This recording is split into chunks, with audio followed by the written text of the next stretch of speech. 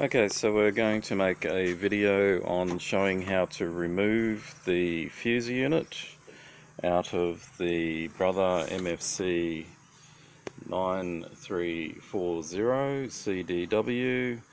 It's also the same as in the mfc9140, the 9335, the HL 3150, 3140, 3170, and any machine that uses this style TN251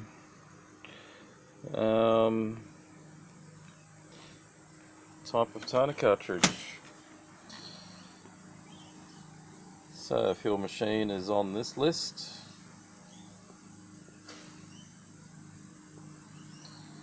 then this applies to your printer. There's a few videos already on YouTube, but they're really annoying. They've got really annoying background music, and they don't tend to highlight the key components and the key areas in the removal of the fuses. So this is what we're going to cover today. So first thing you do is you open the back door. Now you don't need to remove this back door, you just need to bring it down. Secondly, you need to open the inner door. You grab the green lever here and you grab the green lever here and you pull the inner door down. Okay, so that's the inner door. It has the paper sensor on it here for the exit of the fuser. When the paper comes through the exit, it hits this, tells the machine that the paper is in the back. So then we grab this unit. So first what we've got to do is we've got to remove the screw here to take this cover off. We need to remove this screw here to take this cover off, and then that releases the inner paper guide. So I'll start by taking that screw out.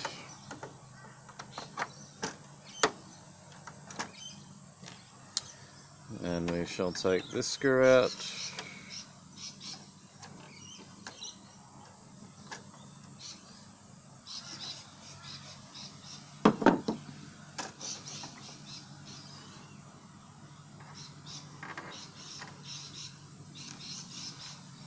And keep the screws together so we don't lose them. And then the inner plate just simply comes out like so.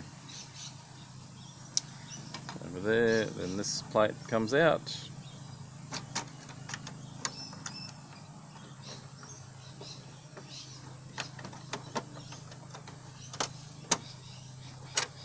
What you can also do is you can probably grab, once you've got one side of the plates off, you can just grab this and it will kick the plate out as well. So that's the inner guide out, two plates and the screws. Okay, so next we're going to do the, before we take the screws out which lock the fuser unit in, one screw there and one screw there, we're going to take the power cables off and the sensor cables off. These sensor cables. Now, we've had a few people send us their fuser units for repair, and they always, well, sorry, not always, but these few people have managed to rip the cables completely off the little circuit board in here.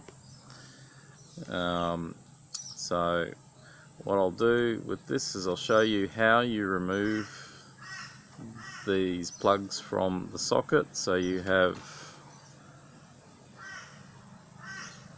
a socket and you have the plug which goes in the socket, and you've got the two leads. Now, whatever you do, do not grab this whole thing here and pull. If you do that, you will wreck this circuit board in here. To remove these plugs from these sockets, if we can get it exposed properly for you, you simply grab both leads. Don't just grab one lead, you've got to grab both leads. So you grab both leads. It's a bit of a tight fit, but you got to do it. You can see there's the socket and the plug there. You grab both leads and you put equal amount of pressure onto both, and you pull. See that? That's how easy it is. When you're putting it back into the machine, you simply put it in and push down. You do not touch the socket at all. The soldering that is on this socket, so the soldering on the other side of this little circuit board that holds this socket on is very, very weak, and if you push on it, wriggle it, you'll break the soldering underneath, and I'll show you a bit later on what to do with this circuit board when you've stuffed it up. So very easy, grab both leads and pull.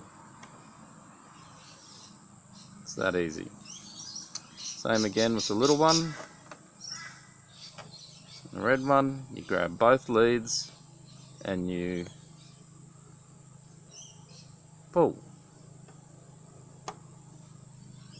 That easy. So that side's released, the circuit board and the sockets aren't damaged, and they're perfectly okay for next use.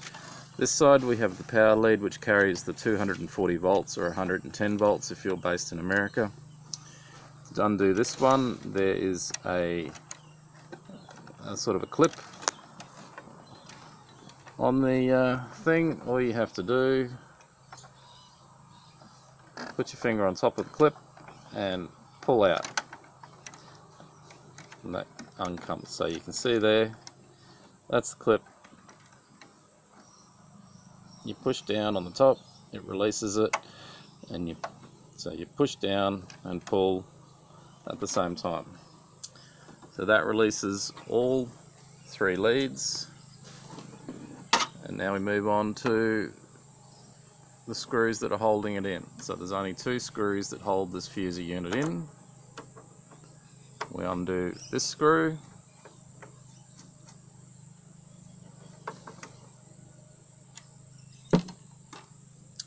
and then we undo this screw,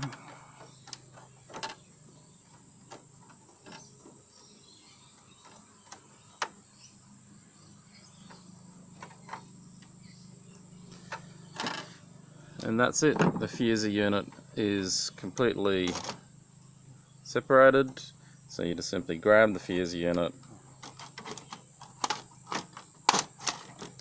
and pull it out. And there we have the fuser unit separated from the body of the printer. Okay, so the next step is for people who have stuffed this little circuit board up. So I'm making this video in particular for one individual. You know who you are. So when you send your fuser in to be repaired to us and we fix it and send it back, if you have damaged these sockets, so they're really weakly soldered onto this little circuit board. If you have wriggled this too hard and broken the soldering underneath, when you put your new fuser unit in and you turn your machine on, your machine will instantly come up with print error OA or print error 05, or the machine will go into a protection mode where it says on the screen, checking printer, wait for 15 minutes, and then machine will cycle power. So if you've damaged these sockets, that's what happens. So what we've got to do now is we're going to show you how to get this circuit board out and how to fix it, or how to send it back to me for me to fix it. So it's a really tight fitting in here. It's really difficult to get out. It's really not for novices, but if you've got yourself in this position where you've broken these two sockets, then you've got no choice. So firstly, you need to take a photo of this area. Get your phone out, take a photo, so you've got a memory of where everything goes. Firstly, so we take the side plugs out first. So you've got to grab all 3 leads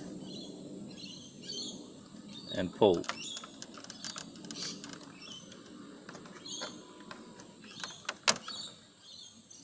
Okay, so all 3 leads, that's pulled. Then we're going to do the next one along.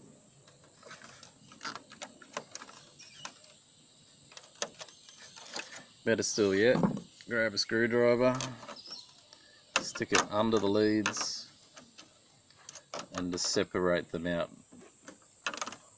Probably a smaller screwdriver might be the way to go. You just got to get everything away to a point where it's easy to grab. Okay, so the next lead's got about 4 or 5. Next plug, you just got to make sure you grab all the cables in one big heap. So grab it and pull it out. Okay, make sure you grab all the leads, equal pressure on 4/4, and it will just come out nice and easy. Now the last 2 are the complete and utter bastards to get out. They're really difficult, because it's really difficult to get a hold of all of these leads and to pull on the plug. So my advice is to get a screwdriver, stick it under,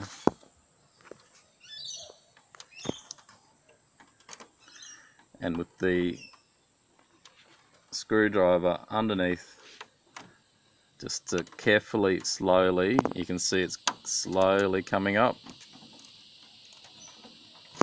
So once you've got the vast majority of them released, just get in there and just carefully wiggle it up. Okay. And now that plug is released from that socket. So that the more connectors they have on it, the easier it is to rip one cable out and leave the remaining ones there and the plug still plugged in. So just try that method of getting it out. So there's still one lead in there, it's right up the back.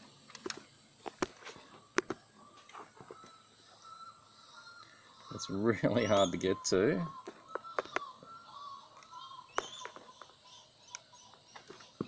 And it's really hard to see, but you'll know what I mean, you'll be able to see it. It's right there. So what we're going to do with this one is we're going to leave it plugged in. We're not going to try and pull it out. We're just going to leave it in there, and what we're going to do is we're going to try and get it out. So there's a black plastic clip on the back.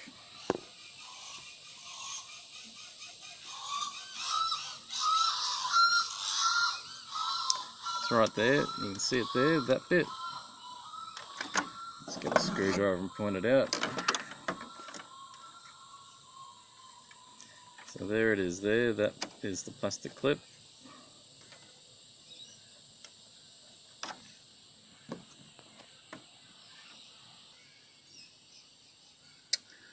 Okay, so there's a bit more light on the situation. So you can see the black clip right up the back.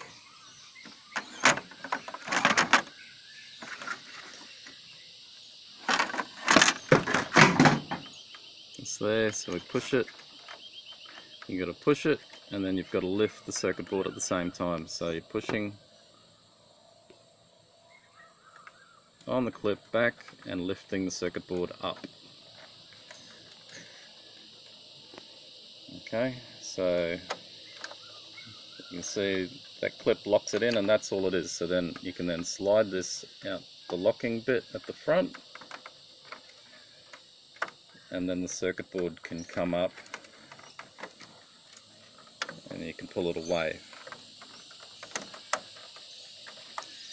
Okay, and then what that does is it gives you access to the plug in the socket at the back, and to get that out there's an equal amount of pressure on it. You can just pull it like that, because the way it hooks up here, that does the grabbing action, and then you can just pull it simply away. And this is the little circuit board that causes your heating errors. Now if you have a look on the back of the board,